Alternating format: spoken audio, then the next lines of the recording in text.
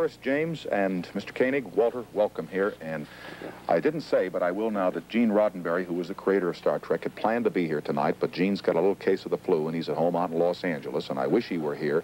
He would like to be here, and I wanted to ask him, as I'll ask all of you, how did this thing get started?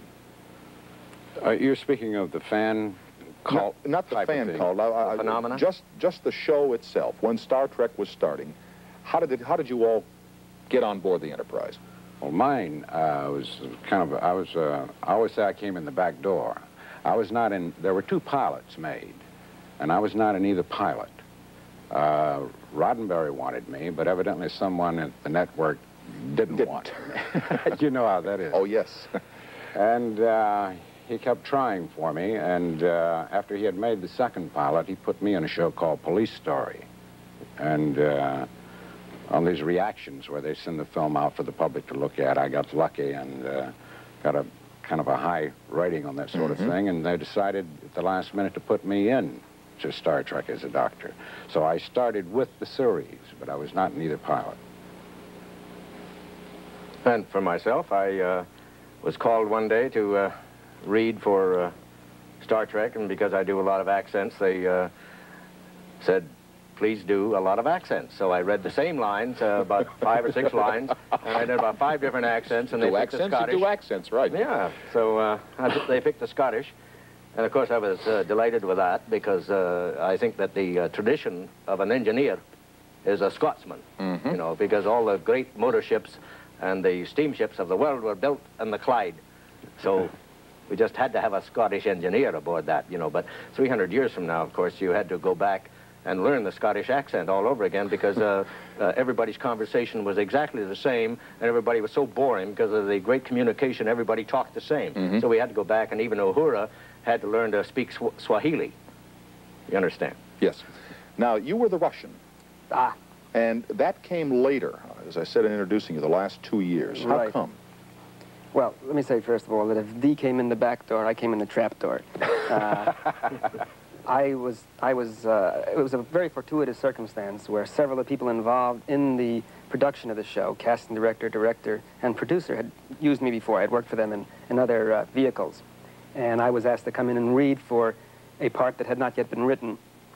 And it was a show called The Cat's Paw, and the character's name was Blake or Smith or Epstein or something like that. In any event, it was a very dramatic moment, a very dramatic scene where I was supposed to say, Captain, the ship is about to blow up, what are we going to do? And I read that with all of that emotion, you know, and all those years of training, experience, my little theater experience, my off-Broadway. And they said, well, that's terrific. But they all kind of looked at their toes, and they finally said, but can you make it funny? And if you'd have done 21-liners that were dynamite, they would have said, hey, would you make it not quite so funny, please? Right. Exactly. Just a little test of versatility there. You've been around quite a long while, Tom. You know all the ins and outs of this business. It's a funny thing about auditions. You have to be better for auditions than you ever have to be once you're hired. That is the most critical thing in the world, is getting the job. Right. Now, in the little film we played here at the beginning where it said the mission is 5 years to go around the universe, et cetera, et cetera, et cetera, the show did not last 5 years, did it? It lasted, what, 3? Yeah.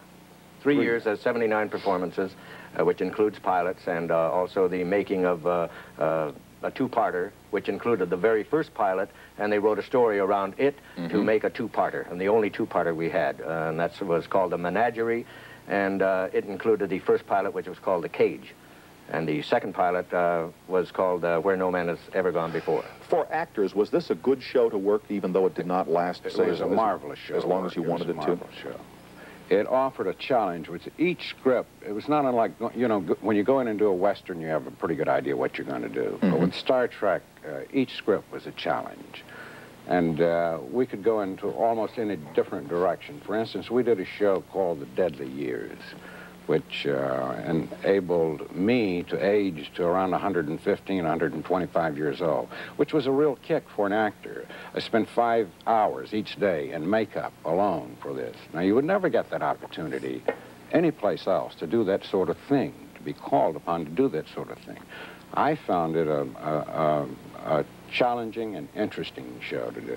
I thought it was what was particularly challenging about Star Trek for me was trying to make "What for, Captain" into something really exciting, because that's what I had to say most of the time. Yes. What for, Captain? No, "What 4. Warp 4. Warp 4. Tell me about the warps and all that. I must confess to you, I don't understand. I know that Well, there the are warp 1 is the speed of light. Okay, and I know that there are people who get this down to the details. They have blueprints of the starship, and they check the technology and everything else. I'm not into it in that fashion, so you'll have to... Of course, I started the whole thing. That makes you see, two by of being us. the chief engineer, and I built the ship up in space, so at the San Francisco Navy Yards, and they What shot it about up this into thing space. back here? Is this pretty...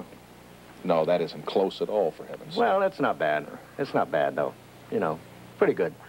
But, see, we have 1776 on there. Isn't that great?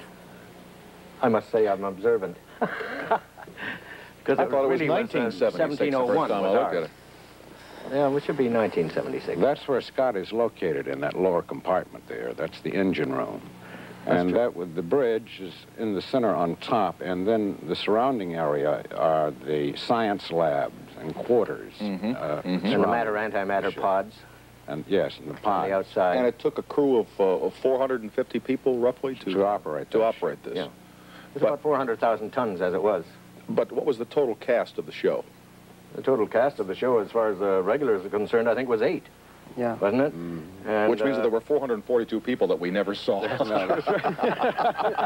They were down the steerage. no, you saw them, but they generally died every week. Those are the people we killed off. To what do you attribute now the fact? The thing has not been on the network since 1969? Yeah. Right. And you all do these conventions that we'll speak about a little bit later on. What has kept this popularity alive? Well, Tom, all you have to do, to me, is to look at a show today. And we can look at them. Some shows I have not seen for 9 years. And you just look at them and you say, man, that was a great show. And not just because you were part of the cast, but because the whole story holds up. The stories had such fantastic content to them. Good writing? Absolutely beautiful writing. The whole concept from the start that Gene Roddenberry had, so that he could be able to say something for today, but put it 300 years from now and it wouldn't be censored. You understand? It was really a beautiful thing that you could now look at it and still say to yourself, wow, what a great show, because it had something for every age. Does the fact that you were Scotty, the engineer of the Starship Enterprise, has that in any way gotten in your way in continuing your career as an actor? Oh, there's no doubt about it, because I have had producers that I had worked for before Star Trek, and they'll say to my agent now, well, you know, but I don't want a Scotsman. And I worked for them doing maybe a German or a Frenchman or a Lancashire Englishman or a Welshman or an Irishman. And they say, I don't want a Scotsman, because you become typed. And there's no way that you don't. But I think the whole thing is helping to pay off now by the very fact that we're going to be doing a feature motion picture. You know, and I think that what will probably happen is that they will have another feature motion picture after that, and another one after that. As long as they keep the quality up, and then I'm sure we'll all be happy to do it. And the original cast. Hopefully. The fans really insist on that. I would think so. That's one of the parts of the fact that it is such a great show, is that we were lucky in the casting. You'd be surprised. You know, I have a friend of mine who's a dentist who used to work on the MGM lot, and he fixes the teeth of all the big stars, and he says everything depends on luck in this business. And for 35 years, his anniversary, his name is Charles Cavalieri, and his anniversary of 35th anniversary is this coming Thursday, the 5th of February, and he says it's no way that it isn't luck. He said, you have to have the talent, but he says it's luck that gets you really there. And you lucked in getting all the cast members. I think everybody with the lucked in. To grow together as a real crew on a real starship, which gave something of that reality when the thing was on television. We are blessed by, is it Paramount Pictures, I guess, that's given us permission to show some of the film, and we will do that after these announcements, and I hope all of you will stay with us.